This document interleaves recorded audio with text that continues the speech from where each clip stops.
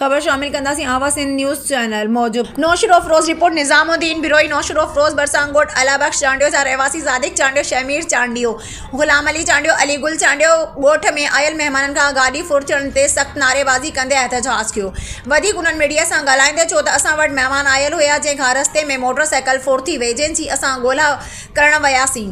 शक जी बुनियाद ते जॾहिं असां ॿोड़नि जे ओताक ते पहुतासीं त उन्हनि खां पुछियोसीं असांजे महिमान जी गाॾी फुर थी वई आहे, तव्हांखे का ख़बर आहे? उते वेठल सालार बुढ़ो, रहीम बुढ़ो, लश्कर बुढ़ो ऐं दादन बुढ़ो ऐं ॿियनि नामालूम माण्हुनि असांजे मथां कुहाड़नि ऐं लठियुनि सां विढ़ण में शुरू थी विया, जंहिंमें असांजा माण्हू सख़्तु ज़ख़्मी थी पिया आहिनि। वधीक उन्हनि मुतालबो कंदे चयो त SSP नौशर अफरोज़ DSP शहीद बेनज़ीराबाद सेशन जज ऐं आला इमालदारनि खां अपील कई त असां सां इंसाफ़ कयो वञे, असांजी फुर थियल गाॾी वापसि कराई वञे, न त ॿी सूरत में असां एहतजाज जो दाइरो वधाईंदासीं। बाबा कल रात आयो दोस्त मुंहिंजे उतां खानमान लिगारी उतां उथियो, इन खां गाॾी फुर थी वई। असां उतां गाॾी फुर थी वई SH खे घुरायो, असां सां गॾु हुयो कल राति।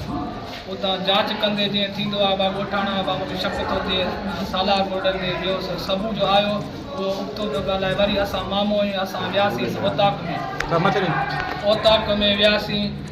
उते असां हुननि खां पुछा करण ते ॻाल्हाईंदे मामे ते चढ़ी विया बूटो ॾेई उन ते। पोइ असांजी वेड़ थी वई, पोइ कुहाड़ियूं बि खणी आया, डंडा बि खणी आया।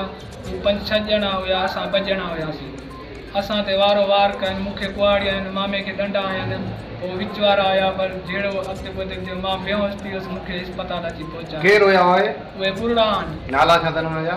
नाला सालार बुढ़ो ऐं रहीम बुढ़ो, दादल बुढ़ो ऐं इकबाल बुढ़ो, लतीफ़ बुढ़ो ऐं कुझु हींअर ज़हन ते ढक लॻल आहे, जेके ज़हन ते नाला हीअं नथा अचनि उहे हुया।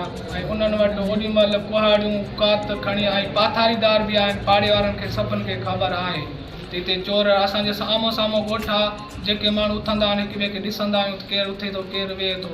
इन में पाड़े वारनि खे सभिनि खे ख़बर आहे त हीअ पाथारीदार आहिनि, पुराणा ॾोहारी बि आहिनि, ॾोह कराईंदा बि आहिनि। इहो पुछण जे बावजूदि असांखे